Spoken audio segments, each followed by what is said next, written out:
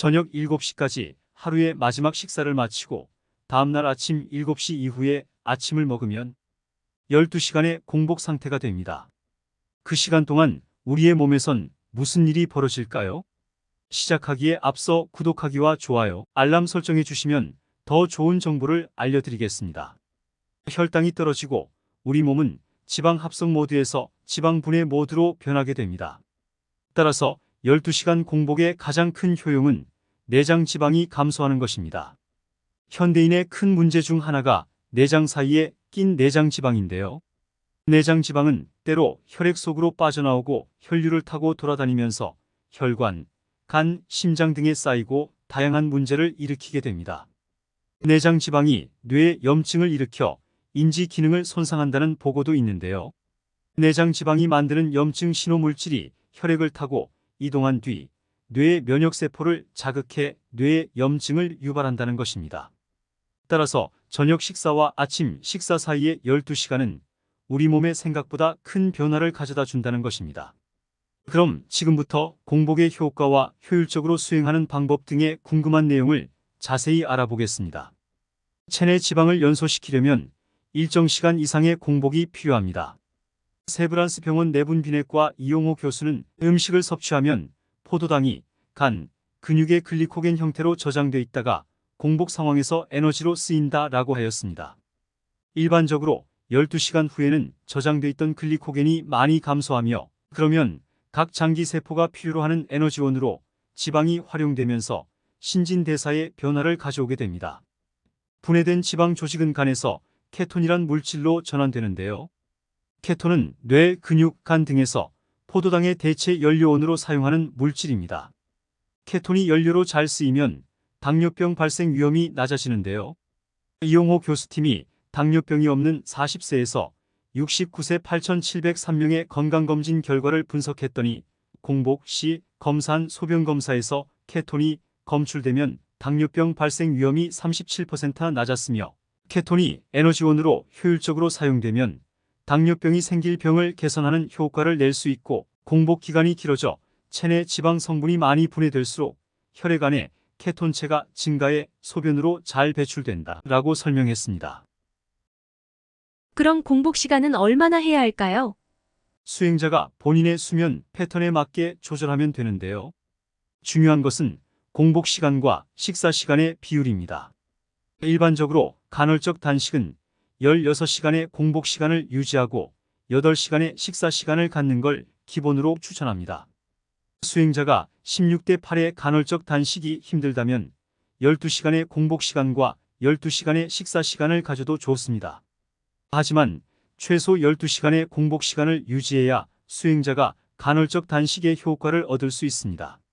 그런데 공복 시간이 늘어나는 것은 오히려 신체에 부정적으로 작용할 수 있는데요. 공복 시간이 늘어날수록 신체는 근육을 에너지원으로 사용해 근손실이 유발되고 장시간 필수 영양소를 섭취하지 못해 영양결핍이 발생할 수 있습니다. 분당 나우리 가정의학과 전문의 이진복 원장은 굶는 시간이 늘어나면 근손실이 일어나고 수행자가 괴로움을 느낄 것이다 라며 다이어트 클리닉에서는 16대 8 이상의 간헐적 단식을 추천드리지는 않는다 라고 말했습니다. 공복 시간대는 자유롭게 정해도 될까요? 한 연구에 따르면 8시간 금식을 기준으로 한 명은 오전 7시와 오후 3시까지 식사를 권장하고 다른 한 명은 오전 11시와 저녁 7시까지 식사를 권장했을 때 감량된 체중 수치뿐만 아니라 인슐린 저항성, 혈당 저하, 인슐린 분비량 등에서도 큰 차이를 나타냈다는 것을 알 수 있었습니다. 쉽게 말해 활동 시간대에 금식을 진행하면 저혈당에 빠질 위험이 있기 때문에 비교적 활동량이 적은 저녁 시간대에 금식하는 것이 좋은데요.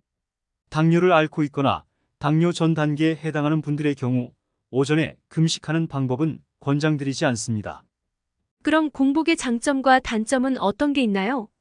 장점과 단점은 현재까지도 연구가 진행되고 있는 중인데요.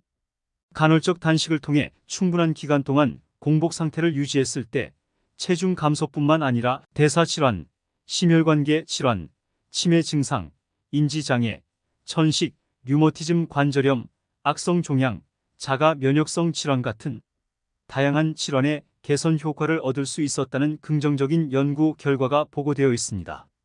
다만 다이어트를 해보신 분들은 알겠지만 단식 기간이 길어지면 평상시와 달리 신경질적으로 변하거나 불면증, 탈모, 변비 같은 부작용을 경험할 수 있습니다.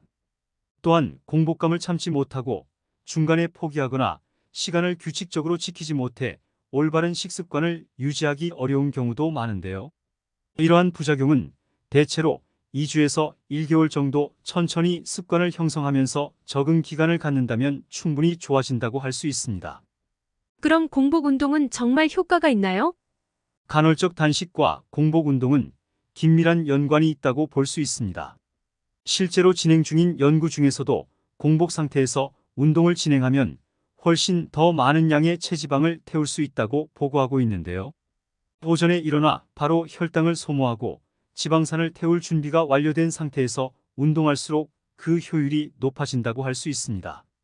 하지만 무리한 유산소 운동만 할 시 체지방이 아닌 근육량까지 감소할 수 있고 체력이 저하돼 피로감을 느낄 수 있으므로 근력 운동을 반드시 병행하는 것이 바람직합니다. 오늘은 여기까지입니다. 오늘 영상이 도움이 되셨다면 좋아요와 구독 눌러주시고 소중한 분께 이 영상을 공유해주세요. 시청자 여러분 항상 건강하시고 유익한 정보로 다음 영상에서 뵙겠습니다. 지금까지 중년건강정보TV였습니다. 감사합니다. 행복한 하루 되세요.